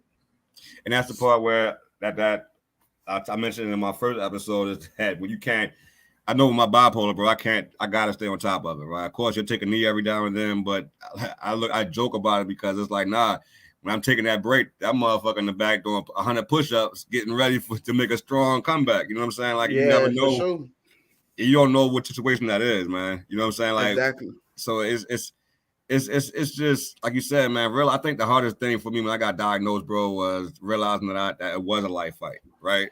Mm-hmm. And then realizing that, like, damn, the natural process of life, you are going to lose people. You are going to face adversities. You are going to face more challenges. It's going to get harder sometimes. It's going to be good sometimes. But I think the part for me, man, got to the space, bro, like, where I was like, man, I've already faced the hardest. I've already seen some wicked shit, bro. Like, and I already see the wicked shit that's going on in this world. Like, do I want to keep getting into a space where I want to even keep exposing myself to this shit? Because it's you, especially when you come from a place of good intention. You know what I'm saying? Like, right. To put you in a space of having to have to watch your back is an unnatural space to be in. You know what I'm saying? For somebody like me. So it's. But then I think the other side of that, bro, is like too when I hear about like the other side of things, right? Where like I'm easy to talk to. So a lot of people come, they talk to me about some things they're dealing with, and I think me getting to a space of suicide, man, made me feel guilty because I know a lot of people that aren't here anymore that wanted to live, right? And that's one of the things that when I started doing my shadow work, some of the things that some of the people that I've lost have said to me as far as how they felt about death, what they wanted to do in their life, and what their life looked like, and I kind of felt guilty that I was in the space, man, of not just that I wasn't enjoying life, right, and taking away from the things that I've been through. But getting to that space, I realized that a lot of me died when I was molested. You know what I'm saying? Mm-hmm. Like so, and I was in elementary school. So I can remember some of the exact things that I felt then, and it still show now in this day. So it's I don't know, bro. Like to the point where when you hear somebody tell you like, hey, bro, like, man, like I don't want to die, bro. Like I had niggas after me, man. Like I ain't do nothing. They lying on me, and then all of a sudden, man, 3 days later, this dude was just crying in your face 2 days ago, and now he gone, bro. You know what I'm saying? Like it's just in the space where you have guys come to you and they tell you that, like, man, one day he was a young brother I knew when I was living in Baltimore, man. Real, me and him was real cool, bro. He talked to me about anything. You know what I'm saying? Like we connected over our pit bulls, and he just started asking me like questions about investing. He started asking me like questions about my son and like playing basketball, and like he started telling me like some of his things that he looked forward to as far as like seeing his son play football, bro. I lie to you not, man. Like this dude, he told me, man, like him and the dudes they was beefing with, they was in a little war, and he had got shot up. He had gotten shot like 7 times, man, and he was in the hospital. He was real messed up for a minute, and he was telling me when he got out, he was like, "Hey, bro, like it was crazy, man. I'm not in the hospital bed, bro, and like 4 of my niggas just got killed. You know what I'm saying? Like that in one space. So it's just like you see that and you understand, like, man, like you understand the person that he is, right? But then you understand the life that he has to live off of the environment. And then it puts you where you like, bro, like this man ain't want to have to do what he did. He ain't want to be in that position, but now he got in a position where he knows somebody after him. and then 3 or 4 years later he gone. But now it's in a space where everything he said to you about how he felt the situation now is still in your face, and it's just in a space, man, bro. Like you realize that people are really dealing, man. Like men, we really out here fighting for our lives, man. Nobody really understands the extent of our fights. And when you see something happen, like the young brother committed suicide yesterday, a lot of people go to this place where like, oh, he was weak, or you shouldn't have did that, or was the easy way out. Nah, bro, you don't know how long this man really been fighting, like with everything he had. You know what I'm saying? Like you just know he ain't having no more fighting him. You can't beat him down for that shit, bro, because I guarantee you, man, if you was in that man's shoes, you would have been gone a long time ago. You know what I'm saying? That's where that quote comes from. You wouldn't last a mile in my shoes. Like, bruh. Because what I went through might make the next person weak. You know what I'm saying? Yeah. And then also, like on the vice versa side of things, what I went through might have been a cakewalk for somebody else. Exactly, bro. So exactly. I don't take none of it like for granted. Like I feel like, yeah, I have been through a decent amount of things, especially in the short amount of time that I've been on this earth, 32 years. But at the same time, somebody probably went through double what I went through early on. Somebody out here lost their whole family when they was a child. Or some people don't even know their family. I feel like that would be worse, not even knowing who your family is. It's a lot of like... Right? Like it's just so many, like when you just think about what people are dealing with out here in society, bro. You know what I mean? Like you got guys that's been raising themselves. What's up, Nate? What's up, Big Nate? My brother from another. How you doing over there, man? It does, bro. Like it's just in a space where like even you gotta have a deep sense of faith. And my brother coming over here made me get into a space of realizing that, man, because you know it makes you realize that we all got stories, man. And my brother Nate, who just got on here, his story pretty popular, man. Like any other, I see you, my man. I'm telling a little bit about your story real quick, bro. It ain't going too deep. Like my man was in situations, man, where it looked like it was over. You know what I'm saying? And then his strength and his faith, bro, and his strength in God, man, allowed me to see, you know, like, hey, just be patient, man. God got his hands on it. It may not feel or look like what you think it's gonna look like, but if God is telling you he got your hand on it, he got his hands on it, and just trust that, you know, to see it through. But it's a lot of brothers that get in a situation, man, that he's been in, that we've been in, man, that they can't get past that. That life is over. They can't see anything past the mistakes they've made. You know what I mean? Like, so it's hard. Once that blinder comes down, where you don't see a life on the other side of it, it's hard. It's even hard. It's hard to get back to where you was before. And part of me believes that you never do. You never fully get back to how you was, but you do get smarter. You get smarter. You definitely get smarter. I'm gonna challenge you on that, bro, and say like a lot of times in order to be stronger, a part of you have to die. You know what I'm saying? Like a part of that. You know what I'm saying? Like when the original way you look at life, bro, like sometimes that dies with some of the things that you've been through and some of the experiences. So I think the strength in that is realizing that a part of you have died and being able to pick up the pieces and move on, you know, to be reborn. Yep. To be reborn. You know what I'm saying? Like, so like, bro, like I leave, like I said, these shows always go over, but I'll leave space, grace in the title, the loquacious thinkers. So, you know, to talk to thinkers. So we going almost into an hour and 30 minutes, but I'm about to just get to the point where we're going to close it out in a second. And we can come back on to wrap some more, you know what I mean? Like in the future or on a future date. But like how, like, you've been very transparent about your triggers, man, and where you were. Like how bad did it get, bro? Like how bad did the depression? Like how did that at its worst? Like how did that look for you? Was it anger? Was it more sadness? Was it more of a hollowness? Like was you just numbness? Like it was two. All right, so I ain't even gonna say about the two. It was I'm gonna just go to the one that I feel was the worst because I guess it was the more recent one. The one I felt like I was in my darkest past, my darkest time was 3 years ago. I just got out of a relationship. And once again, I had to move. I left my ex-girlfriend or whatever because we had our own place. So we left. Long story short, I'm sitting in my mom's house. I took 2 pills and I was drinking a bottle of Jack Daniels. I think I got halfway through the bottle, but I'm sitting in a dark room, just drinking, and I'm out of my mind. I'm like, what am I doing? Like, what am I doing? She broke my heart.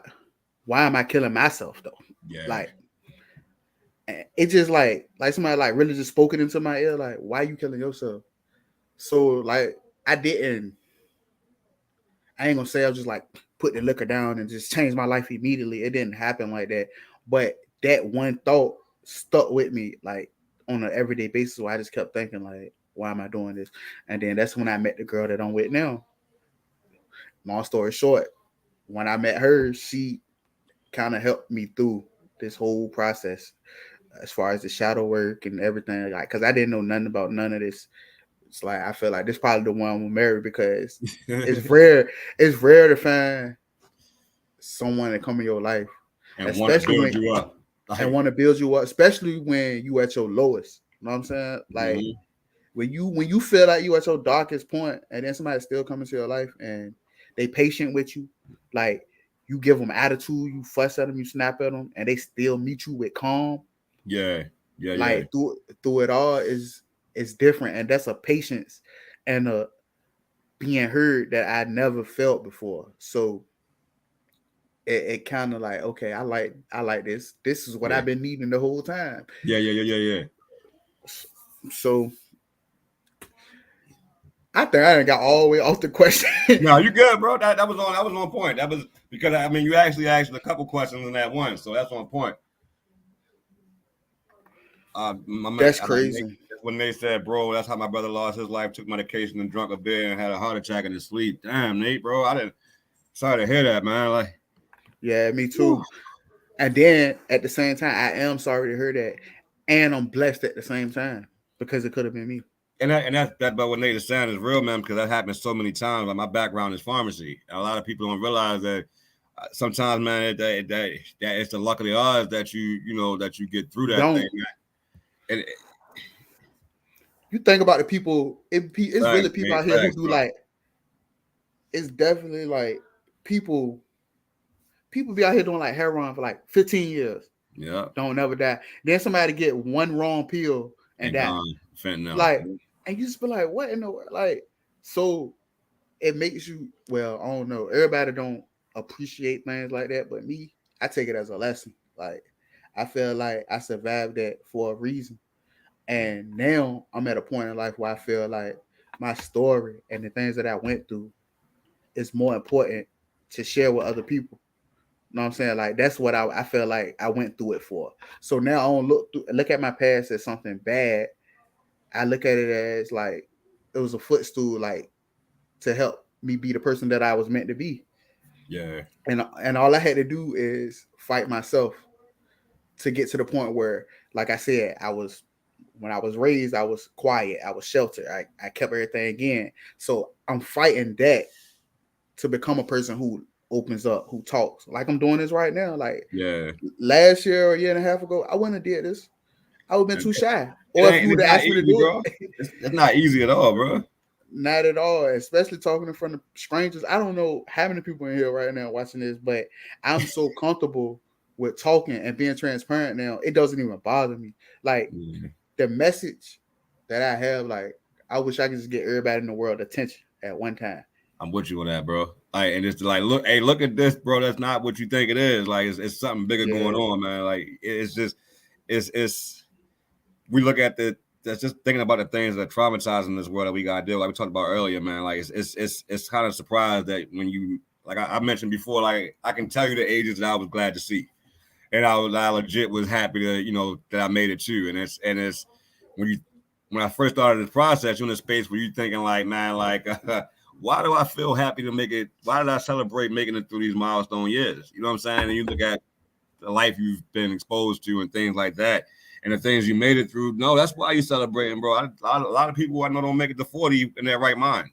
You know what I'm saying? Like if they do, Nate, that's when you on point with that one, bro. Like transparently to trust and more stand up brothers like y'all speaking on their issues, man. I'm trying, bro. Yeah, hey, Nate, you know my battle, man. You know my battle, and one of the reasons I have decided that, you know, that I had so much that I was been so convicted to do this, man, was because like somebody that Nate and I both knew, a brother named Chris, man, and he went to our church that we were going to, man, and he ended up taking his life by suicide when things were seemingly, you know, turning around for him, and it made me want to, you know, just go out there and talk to people, man. Like I used to ask God all the time, like, hey Lord, like why did I, like, what the, you know me, like you know my heart, like what could I possibly do with you, everything you shown me? You know what I'm saying? Like what do I do with this? Now I'm starting to understand, man, where I don't think I wouldn't want to go through it again. You know what I'm saying? But now I'm understanding that it's a bigger purpose behind the things that I went through, bro, and it gives people like you a chance to get out there and to push back on stigma the way that you do it. It gives Ian an opportunity. The Kay, the young lady I interviewed in the first episode, man. I appreciate you, Nate, dog. It just gives. I want this show, man. When we look back on all the episodes, to kind of you see that. Nah, this is like I told you earlier. This is a huge spectrum of shit that fucks you up. It ain't just mental illness. You know what I'm saying? Like, definitely. You like if you talk to somebody who's been diagnosed with mental illness, if you listen to them, bro, you understand what they're trying to tell you. And a lot of times you see people acting out because it goes back to what you said earlier. They just want to be heard. So it can go to extreme levels. It can go from yelling to extreme violence. Oh, you ain't paying me no mind, dog. Like you see me now, all right, with this joint in your face. So it's the space where, man, you just like mental illness, bro. Is it a pandemic was an issue, but it's something bigger going on, man. It's life pulling at everybody, bro. You know what I'm saying? And man, like it's just it's kind of crazy because I look at it. Like what you doing, like these kind of platforms and stuff, like we really do need these kind of platforms. And for me, how I look at it, iron sharpens iron, bro. Like I'm talking to you. You invited me up here, but just as much as you may have learned from me, I'm learning from you as well. And you creating a safe space for us as men to actually have these conversations where we lack those growing up or in our life. Like we needed that. Like they tell me this all the time at work, like we need more black men like you in the field. You hear that all the time, but it's true all the time. Right, bro. I'm surrounded by women. Like the only other black guy that works in the building with me is a IT tech.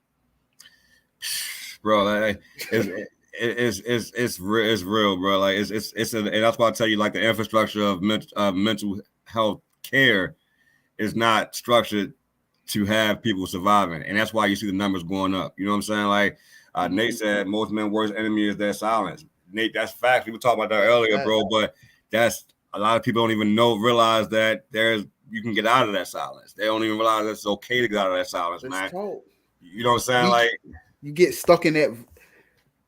A lot of times we get stuck up here, and we think that the voice we hear up here is somebody completely different, instead of realizing that voice we hear is just us. Yep, it's just us. It's just us. That's it. So you going back and forth with the voice in your head, like, nah, I ain't doing that. You do this, you do that. It's yourself. Yeah. Take control of your thoughts and move accordingly. It's like once that clicks in your head, like you start saying, like, okay. So what I think people, you saying that, bro, I think the part that people have problems with is the process, right?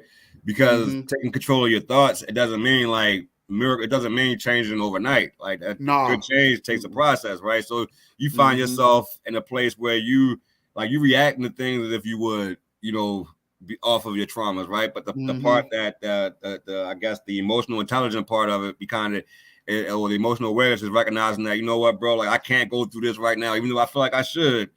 I ain't gonna do this right now, bro, because I'm not there no more. You know what I'm saying? Like I know the other side of it, but like that process is you really wrestling. I think in the Bible it mentioned like I forgot who it was, man. I can't. Nate, you can throw it up there, bro. Who was wrestling with the thorn in their side? I should know this, bro.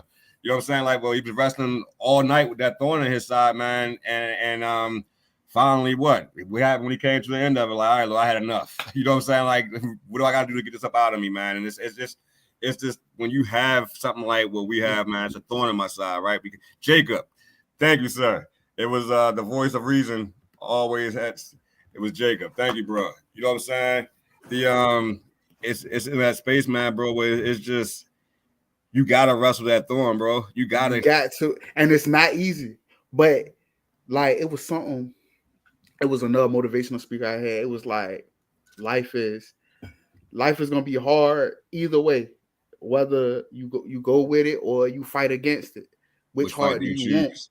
Which one you want? You want the one that's gonna lead to happiness and or whatever, or you want the one that have you feeling like you feeling now.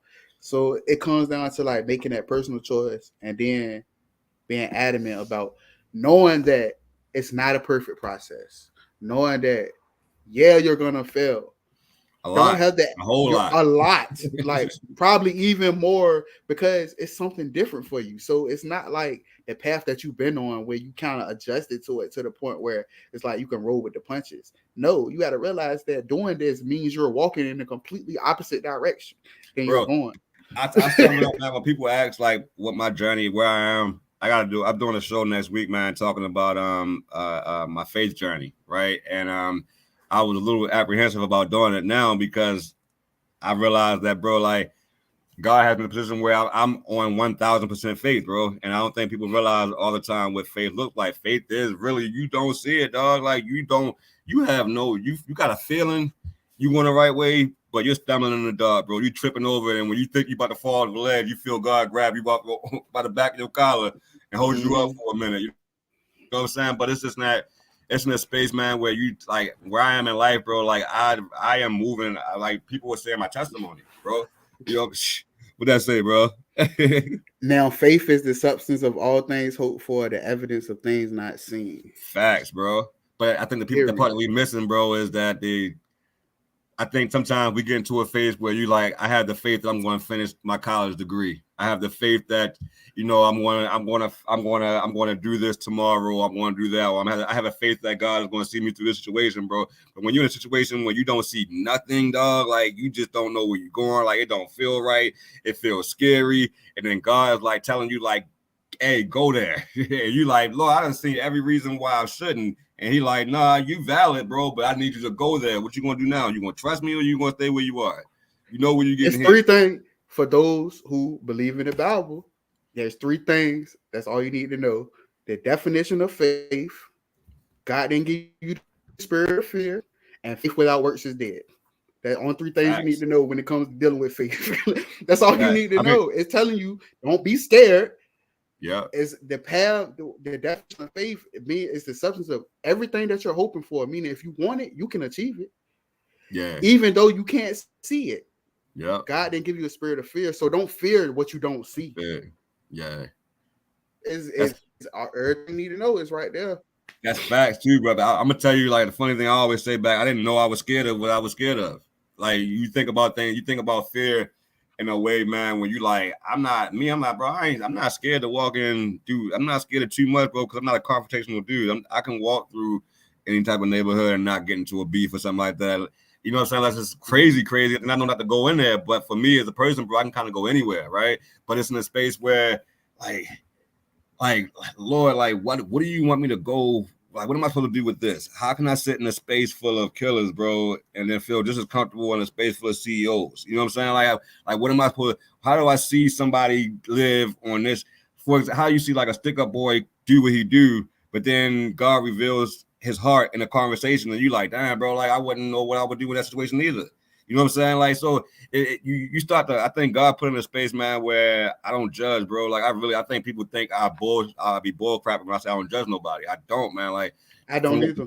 The things that I've seen, bro, I know that anything can happen and that any situation requires a different part of you or a different piece of you. And sometimes some of the people I've met in those spaces, bro, they wasn't them people. They wasn't who they really put out there. You know what I'm saying? So it just put me in a space, bro, where it's just this whole platform that I'm doing, man. The part that I was scared of, man, wasn't what I thought fear was. The part that I was afraid of, man, is being transparent about dealing with my bipolar disorder, talking about the things that I struggled with being molested back in the day, talking about things of how and relationships impacted me, things that I didn't speak on, how I respond to death. You know what I'm saying? Like it's just. And all I kept hearing was God saying, like, somebody needs to hear this. And I'm just like, man, I ain't in a space to talk to nobody in a space like this. Now I'm still going through my own that's the part people need to see. They know you as who you are. When I first started talking about this stuff, man, like I got overwhelmed with comments and response on my social media because, you know, it was shock people, right? And then I asked my wife, I'm like, babe, like, why? Like, my wife, like, babe, it's you. Like, nobody realized that you was carrying any of that. You know what I'm saying? Like, so now, of course, people will worry. You know what I mean? That's a normal thing too. Like, I have to tell people all the time that people get caught up. Like I said, how people get caught up in their mind. Sometimes we as people think that we're the only one going through things, or it feels like, especially us as Black men, when it feels like the world is against you. When you get the feeling like the world, well, technically in the aspect, the world kind of is against you, like, because it ain't really set up for us to succeed. No, it's against you. It's definitely against you. But I feel like once you realize that every single person that you come in contact with on a daily basis is going through something, whether you know it or not, they are. And that your struggle might not be my struggle. Your struggle might be my strength. And my strength might be your weakness. But see, that's why platforms like this are important, because that's why I said iron sharpens iron. That's where we help build each other up, where you get to see things from my viewpoint and I get to see yours. And then with the people that's commenting, they get to listen in, they get to put their input in, how they feel about it. So we all actually building off of each other. But a lot of times we just get so stuck up in feeling like, oh, don't nobody know how I feel. I've been carrying such and such and such and such. But you don't know that this lady sitting right beside you, she watched her husband kill himself right in front of her. And you don't know that because she's sitting over here smiling, saying, smiling on your face. You know what I'm saying? You don't even know. It be stuff like that really going on in real life. And that's how I view the world around me. So I try to give off that same energy when I come in contact with people. Like, I speak to people, even when people look mean and mad, like, hey, how you doing? I still try to be that light to someone, because you never know what people are going through. Like, and that's crazy. That's the funny part about this whole. That was the confusing part about my life, bro. Because I couldn't understand like how I can go through the things that I go through, see the things that I see, know the things that are out there, and still get to a space where I'll let somebody tell me who they are before I just, you know what I'm saying, before I make a decision on how to move. And it's in that space, bro, where like. It's in that space, like I said, bro, because you get into some space, man, where, like I said, it's been some legit stick-up boy. It's been better to me than some Christians. You know what I'm saying? Like, so you get to a space, bro, where you just realize that. I think Nate said, nah, definitely not good to judge, because you never know what someone else is going through. You never know what somebody else is going through. You never know. You can't speak on somebody's situation, bro, because I've seen situations where people said they will do something they said they would never do. They react off they said they would never react. So, and then you get to that space, man, and Ella made a good point where she said, I think those who have a ton of trauma are the ones willing to listen, because at some point that's what we needed. And that's the part where I think people get it messed up, right? And that's why I teach my sons not to judge a book by its cover, right? Because you see, my sons see me, and I think when he was younger, it was confusing, because he was like, Daddy, you so nice. You so, you talk to everybody, you so friendly. But then when he see me get into a disagreement, then he see another side of me, and he was scared of that. But it's not, I had to explain to him, like, no, bro, like that, I'm human. You know what I'm saying? Like, the way I reckon I can do and respond the same way everybody else has. But since I've been a child, I've chose not to, because I've been aware of the pain, the hurt, some of the things that people go through, man. I realized early that, like, some people are looking for a reason to crash out, and I, sometimes I was too. So it's in the place where you realize, give you a sense of respect, bro. About, all right, man, like I'm gonna be respectful about how I carry myself, and I pray you're respectful in how you carry yourself. So if we do get into this agreement, we can get to a place of communication about the conflict rather than reacting off of how we both know things could go. You know what I'm saying? Like, but when you sit back and think about why things don't go that way, and you think about things as far as like that's back in my hometown, Baltimore, right? You think of how the violence and things like that, bro. Like, you can't afford to you can't afford to get to a space where you give somebody the opportunity to do you dirty. You know what I'm saying? Like, right. It's so you get conflicted about that, man. But it's because tough. Life puts you in that, like you said, the PTSD, like, what really, it's like you're not really living a normal life. It's kind of like you living in a battlefield, and it's like survival of the fittest. So the logical side of you gets shut off, and you automatically go into combat mode. Like, every day is combat mode. Like, oh boy, go down the street, go to the store, and get me a loaf of bread and some eggs. That's a mission. Like Yeah. you gotta make it to the store to get the bread and eggs and get back without getting jumped, robbed by the gangbangers on the corner. Like you don't never know. Like it's crazy. You don't know, but you know what's crazy when I realized, like, bro, I realized I think it was 2 years ago, man. I went to Vegas with my wife, right? And we were out there, and you always in survival mode. You're right, Ella. We went out of town. We were in Vegas, and we were going to ride 4-wheelers, right? So we hopped in the van with some other couples, and my wife and I were the first one to get in. Another couple from Baltimore hopped in there. We both couples recognized we were from Baltimore by I guess the way we talk, right? By accents. Mm-hmm. So my wife and the young lady spoke. They were talking back and forth, and then like my homeboy got in the car in the van, and he heard me talk, and he like looked back. I looked at him, but we ain't say nothing to each other, right? We both kind of knew we were from Baltimore. We both kind of got into a space like, now we cool. But then we talked later on that evening, bro, at Top Golf, and he was like, yo, I said, bro, ain't it crazy, dog? Like, you get in the car, your girl and my girl speaking. We know we both from each other's hometown. I said, but then I said something stopped us from saying, what's up, bro? Like, and having the communication. I said, bro, I'm really thinking about like, what is that? You know, he was like, yeah, bro, that is weird. I said, I know what it is, man. I said, hey, Chris, have a good night, man. I hope you enjoy making your money tonight. I'll holler at you on the next one. Stay strong over there, man. All right. But no, bro, it's I forgot where I was going with that. My bad. No, you're fine. It just gets you in a space, bro, where you just realize, I guess, that everybody's dealing with something, right? And it puts you in a space of like love, man, and being empathetic where it costs you nothing, right? Like we all have disagreements, we all have these things going on. Everybody can be angry, everybody can be mad at the world right now, bro. But what changes that? That smile, right. You know what I'm saying? That a genuine, how you doing? You know what I'm saying? Like you good, like checking on somebody, bro. Like it changes a lot, man, where it begins to change like who you are and how you react. And I was laughing because he and I in that van, man, we legit ain't want to say nothing to each other. There was no beef. It wasn't nothing. It was just like what was understood and had to be said. You know what I'm saying? Like what stopped us, Nate, was when we were talking at Top Golf, he was saying, I was like, bro, like you ever think that like why we ain't do that? And he said, he was like, nah. I said, bro, this is why I didn't say anything to you. I said, when I recognize your Baltimore accent, I'm like, yeah, it's cool to see somebody out here like from hopping on the floor. We better have some fun. And then it went to a space where like, but damn, I don't know who you'll know. I don't know, you know what I'm saying? Like if it's gonna be something down the line where his people got something with somebody I know, it just puts you in a space of not knowing how things go. Defensive mode. It puts you in a defensive mode. It makes you start thinking about things from a different angle, from like a street angle where like it stops you from an angle for like, yeah, yo seem cool, but I don't know what you're into back home. I don't know who his people are and things like that. You know what I'm saying?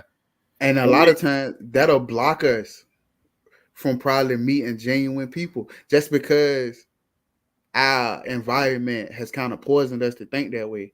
Like that's pretty much the interaction with most men for real. Like you realize like if you out in public and you run across like a friendly like white person or whatever, and they speak like, hey, how you doing, such and such, but let you do it like you come in contact with a black dude, y'all kind of give each other like the little head nod. Hey, like you don't really say too much. Yeah, like you don't really say too much. Like so that's kind of like a stigma with black men ourselves because it goes back to stigma of PTSD though. You know what I'm saying? Like we as a cultural PTSD, like, as a whole, where you've been trained that you have to look at. I give you that. You know what I'm saying? It's the PTSD where growing up, it all goes back to growing up and not showing emotions, not trusting people. Yeah. Like all that stuff, we all kind of got a little bit of the same cocktail plus something extra on the top. You know what I'm saying? Yeah. We all, but the ice in the cup is the same. Everybody got the same chaser. We got the same chaser. We got the same amount of ice cubes. Yeah. We got the same glass, but I liquor a little different. That's all it is to it. Like we that's all, because some of that stuff we all relate. Like I said, as far as the talking and opening up and stuff, like we relate on that. but some of us been through different stuff. Some of us, like I said, molestation. Some of us homeless. Some of us grief. Some of us got a little bit of everything. Yeah. All of it put together. Yeah. Well, so about the show, bro, I like to ask. So we talk about some heavy stuff. I kind of talk about in the sense of like the show talks about your valley, right? To go through, like some the valley that you go through or you're going through. But I like to bring a biblical pullback to it, man, and say like if you are at the top of your mountain or on your way to the top of the mountain, bro, like what would you tell what would you scream at the top of your mountain? What's your victory? What has been your victory? Like, what are you thankful for? Like, what would you tell your depression? You know what I'm saying? If I'm at the bottom,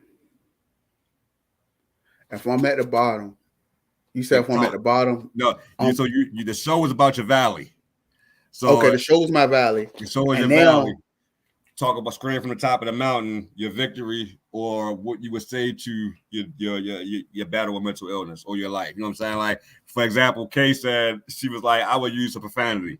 It would be in a sense of like, fuck you, depression, or something like that. Or you could say like your defeat or what you've learned in the space or where you've grown. You know what I'm saying? Like what you're thankful for. I think I would say, you can't beat me. You never could. My man. That's deep. That's deep, bro. And it's a lot of people don't realize what you're talking to. You're talking to that invisible op, man, that opponent that's trying to take you out. That's the hardest opponent where to fight, bro, because you never know where that next punch coming from. You never know which punch is going to be debilitating. The last one, man, for fun, where like one thing, it could be anything. It could be something funny, something serious, something joking, but one thing that has you worried about today's society, it can be anything. The reckless abandonment of these kids, man. Bruh. These kids will never love it, dog. Yeah, it was you know what I'm saying, like a little murder. It was a murder in my city, like not too long ago. It was like a little 14, 15-year-old straight killed a grown dude, like shot him multiple times, robbed him, everything, like. And then it's like stuff like this happen more frequently, and all the time. And that is just, to me, it's sad and depressing, of course, but it makes me feel like I need to tighten up. Like I feel like I need to be moving a lot quicker to do more. Yeah. Because it's my generation fault, I feel like, because growing up, the generation, probably your generation, was the generation that was help molding us, even though a lot of people in your generation was maybe back and forth in and out of jail or whatever. But y'all generation was the OGs to us. Yeah, like we learned from y'all, but we learned morals from y'all. Fact. This generation under us, they ain't really got too much. They don't have no morals. They don't have no empathy, bro. They don't have no sympathy, dog. They desensitized like the core. It's because the battlefield has changed. Because now, you know, like we had that street PTSD. Now they got that along with this social media stuff. Like, so it makes it a lot worse. Cause somebody will like kill you because of their pride now. Somebody will kill you for content, bro. You know what I'm saying? Like content real, you know what I mean? Like it's just crazy, man. Because you like why I watched these kids, man. Even when I was counseling at the middle school, you watch some of these kids, bro. They got to fight. In them, that if you molded, it was molded properly, bro, they'll go far in life, dog. But the fight they have remind me of watching like different little militant groups over in Africa, bro. That's gonna start forming in the next 15 years, where it's gonna be like chaos. It's gonna be a chaotic sense. They're gonna be fighting for everything. Yeah, but see, then at the other time, like on the other side, I got a lot of hope for the generation because. Yeah, of course. I mean, I guess it's kind of like you got the good and evil or everything, but the side of this generation who is not into that, like the smart group, they the ones gonna change the future because they're way more advanced than we are too. So that's the part. Let me do say that because that's the part where I wanted to point out too, man, with advocating for the youth, man, and kind of working with them, bro. Like we bring attention to a lot of the bad behavior in the kids that are problematic. But there are a hell of a lot of kids, man, that got their head on straight, bro, that's doing their damn thing. You know what I'm saying? Like as far as their grades, as far as their moral compasses, you know, that being empathetic and being human, bro. I think that the scary part is that they're significantly outnumbered, though. That's my concern. You know what I'm saying?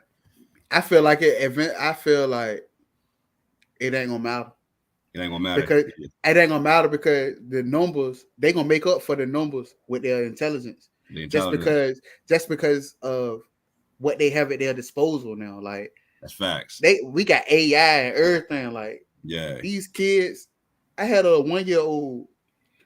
Like letting him play with my phone or whatever. He playing a game on my phone. I got a text message. He won. He swiped my message off the screen and went back to the game. Went back to what he was doing. Yeah, that's the part where you see yes. So like the conspiring mind is like the government is aware of that, right? Mm-hmm. So therefore they're going to do something that best they can to kind of curb that, right? So with that AI information comes a place where you can't trust information, right? So now in a place where you have unlimited access to information. It's going to be manipulated. Now your discernment is going to be skewed because now what you think you're hearing somebody talking is not that person. You know what I'm saying? Right. Now the information that you think is facts is not is propaganda. You know what I'm saying? Like you really have to understand like how to research, bro. Like that's the part that's scary because you got to know how to find information, and a lot of these kids don't have the patience to find it. Now the one part you hope in this is that it gets to a space where these kids will. Like everybody else changed, we change. You know what I'm saying? Like it gets to the point where something sparks them change, or something sparks them to get to a space where they kind of, pursue a purpose in life or something bigger than how they feel what they want. It's just scary to see the status where we are now. But I'm about to go ahead and get us up out of here, man. We've been on here a lot. We were a little crazy tonight for real. So 2 hours.